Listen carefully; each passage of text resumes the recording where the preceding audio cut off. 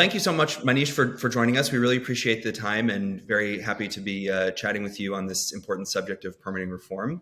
And I guess just to set the tone, the sort of few elements of towards permitting reform that we saw come out of the debt ceiling legislation, I wonder if you, in your view, is this sort of baby steps forward? Are we sort of treading water in place, or sort of, how would you describe the level of progress or lack thereof that we're seeing at this stage?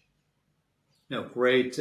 Tim, great to be here, and a great question. I want to maybe start by answering that in taking a step back and to say that, the Inflation Reduction Act, hugely important in terms of helping us meet our climate, our jobs, our justice agenda. But in order to really make good on a lot of the funding that is in the climate bill, the infrastructure bills, we do need to modernize permitting reform for clean energy. We do need to deploy at much greater speed and scale. So I want to start by a recognition that what we have today is not going to be able to allow us to unlock the incredible benefits that are actually contained in the climate bill.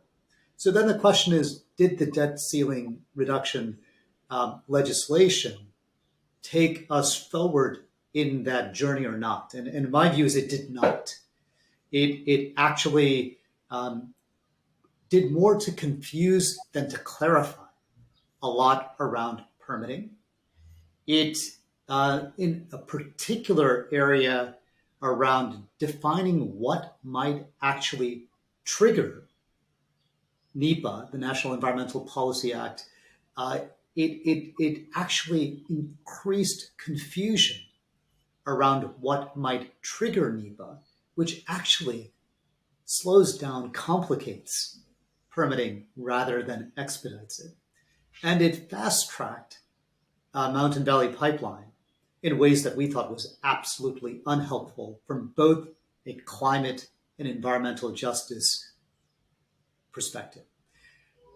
Some of the steps that we need to see actually taken did not get deliberated, agreed upon as part of the legislation. And so that is important work for all of us in the coming months ahead. On your point about NEPA and some of the changes that were made to that very important law in this piece of legislation, can you say a bit more? Is putting some kind of restrictions on the timeline or the conditions under which NEPA is triggered, or sort of how NEPA works, is to some extent useful for the sort of clean energy rollout to some extent, or what kind of concerns do you have about, I guess, opening up that law at all in the interest of this sort of permitting reform conversation? So a couple of the areas where we saw some language around NEPA had to do with page and time limits, creating both limits on how long a particular environmental assessment might be, how long it will take to complete a particular environmental review process. Both of those did more to probably just codify existing practice than to fundamentally change practice itself. And to some extent, the codification may not even simplify, it could actually raise more questions than it answers. So that isn't necessarily what we saw as especially consequential. The area that we're actually a little bit more concerned about, that we felt was more consequential, is this idea of a definition of what is a major federal action. That language of what a major federal action is what triggers NEPA. And there's been 50 years of case law that has been trying to delineate what constitutes major federal action. By complicating or confusing how that is defined will actually lead to more litigation, more confusion. That lack of clarity might actually delay things more than expedite things. And so there is that area that we're actually quite concerned about, both because of the increased uncertainty about what defines major federal action, and in our view, narrowing what triggers NEPA is probably neither good from the project or from the environmental standpoint. I want to go back to you mentioned the Mountain Valley Pipeline. Obviously, that particular piece of this is frustrating to environmental groups.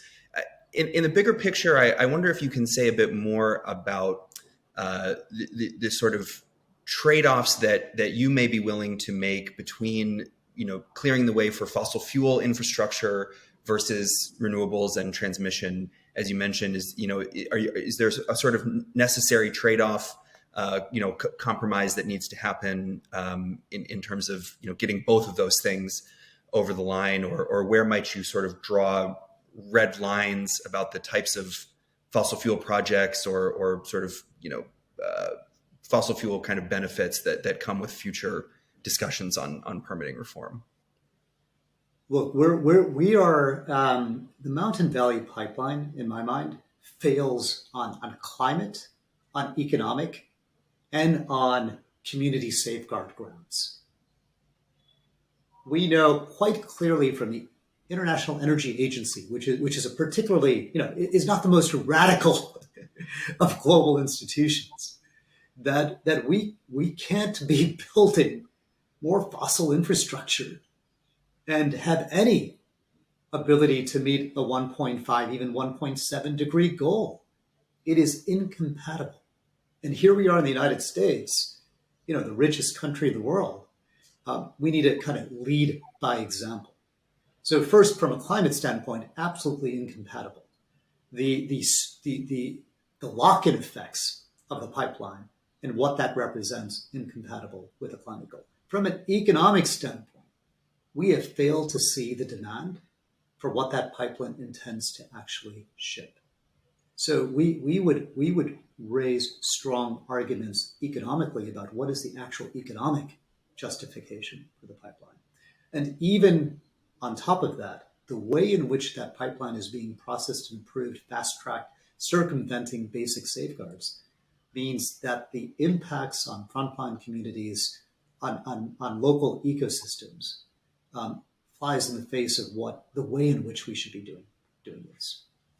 I guess as well, beyond that one specific pipeline, in the broader kind of permitting reform conversation, are there sort of reforms that you would be willing to support that would benefit fossil fuel infrastructure in the future? Or I guess sort of where's the middle ground between, serving the interests of transmission and renewables and also pipelines or other fossil, is there a sort of middle ground that you're willing to find on those, just in the interest of sort of, negotiation and compromise there? Well, look, I mean, the same arguments I made about MVP, particularly the climate argument, can be made about any large fossil infrastructure at this point in time. Willow would be another example of something that's going to lock us in and make it virtually impossible if we continue to build out that type of infrastructure to meet our climate goals. And I would argue strongly that the future economic model we want to see for the United States, that we want to see for the world, is one that is going to be largely driven by the dynamism and the innovation of a clean energy economy. Let's also keep in mind that the permitting system that we have today, the transmission system we have today, has all been designed for fossil-based infrastructure. Large centralized coal plants, oil and gas, that is what the current system has been designed to support. And part of the challenge, part of what we need to see, is how do we reinvent that to speak to the future, not the past. Yeah. Does that some of those kind of economic and climate obstacles that you've raised, I mean, does that sort of make it more difficult for everyone to get on the same page politically about what the solution should be? I feel like everyone at a sort of high level agrees that permitting reform is needed, but then depending on who you talk to, everyone has their sort of favorite type of project that they're trying to get over the line, and not everyone is in. That seems to be the place where there's not a lot of agreement, between parties or between groups. Does that feel like one of the big stumbling blocks that we're still trying to work through on this? Yeah, well, I see it a slightly different way, in that I think that there's actually a lot of support for clean energy in the country. We see investments from the climate bill being located in red states or purple states as much or even more than in blue states. We're seeing massive kind of outpouring of potential investment, a recognition that the entire country can benefit from greater investment in clean energy. And I think there's actually 3 or 4 areas where we see real convergence of what we need to do in order to be able to drive this forward across the political aisle. I mean, I think the need for transmission reform has historically been a bipartisan priority, or at least a recognition from Republicans that this was incredibly important in order to unlock kind of the clean energy economy. So around transmission reform, I think there's huge support. I think the idea of programmatic approaches. So you study kind of one, approve many.